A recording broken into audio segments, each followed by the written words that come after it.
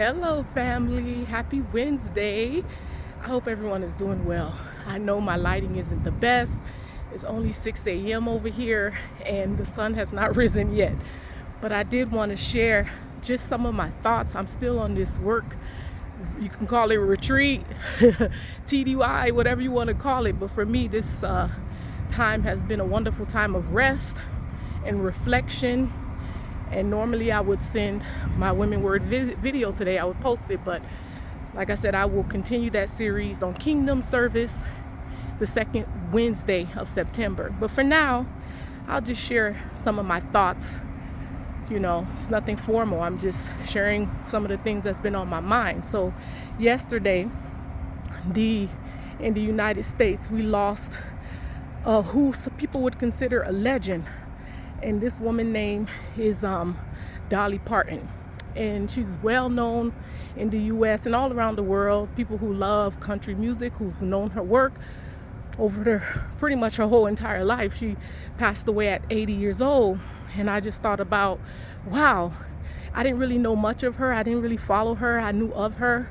But in her death is now when I'm seeing a lot of videos and interviews, and I'm really inspired about how she lived her life.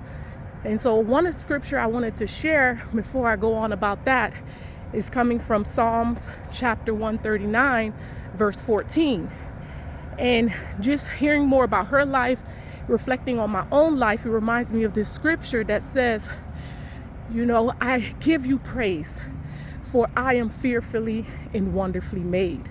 Marvelous are your works, and that my soul knows very well. So this is a popular verse of scripture, but it just reminds me of how wonderful God is, how marvelous he is, his works. Even while I've been out here in this training, so I've been walking early in the morning, and I look up and I'm able to see the stars, and I'm like, wow, how wonderful, how marvelous. But not only when you look into nature, you can see the marvelous works of God. When we look at people, you know, we see how marvelously complex he's made us, the gifts that he's placed in us. And so as I've been, you know, hearing about the life of Dolly Parton, I've been so inspired. You know, first I learned that she was born in 1946. And she was born in Tennessee in the mountains, very poor. She's like the fourth out of 12 children. And she just always had a dream. She knew she was gifted. Her grandfather was a preacher. She knew that God loved her no matter what. And nothing was going to let her stop her. Nothing was going to stop her from fulfilling this dream that she was going to be a star. She had the gift of writing. She could write music. She's written over her lifetime over 3,000 songs, you know, even really popular songs. That I found out, I don't know if you all know Whitney Houston, late Whitney Houston. She sang a song that was written by Dolly Parton that is known globally. I Will Always Love You. I didn't know that Dolly Parton wrote this song. So this woman's life had so much influence, and she came from humble beginnings, but she remained humble. She remained kind throughout her lifestyle. And in some of her interviews, I've heard different things. And one thing she said that I heard this morning that popped up on my news feed, she was saying, you know, I can only be myself. You know, I don't even know how to be anyone else. I'm not even responsible for anyone else. I can only be me. And that's what kind of stuck with me. And that was a message. Dolly Parton, if you know of her or know her, this woman was larger than life. The way she styled her hair, you know, even for what she was doing back in those days, you know, some people might have thought she dressed in a trashy way or whatever, because she was, you know, had her sex appeal and all that stuff. And then she was always open about all the work she did. Even in her 40s, she started getting, you know, different procedures done to maintain that look, you know. And she was open, and this lady was just unapologetically herself. And I just love that about her. I love that she lived a life that even in her death, you know, she's inspiring people. President Trump actually ordered the flags to be lowered at half staff for an entire week. And I read that only two other people, Whitney Houston and Frank Sinatra was given that honor.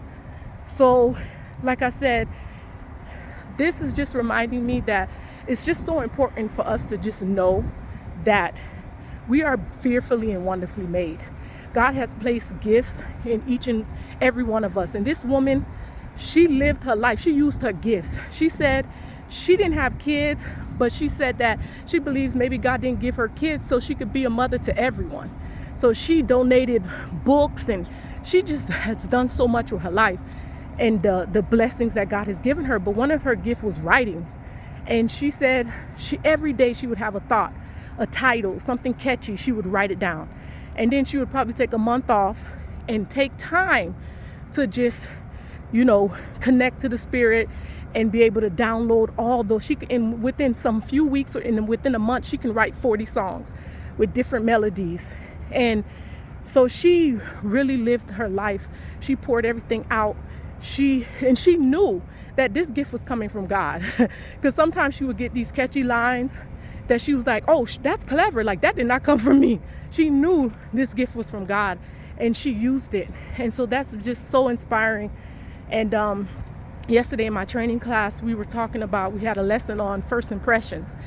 And one question came out about how do you overcome if you have an accent, and you're trying to speak. Because the person who was actually giving the lesson, he has a very strong accent.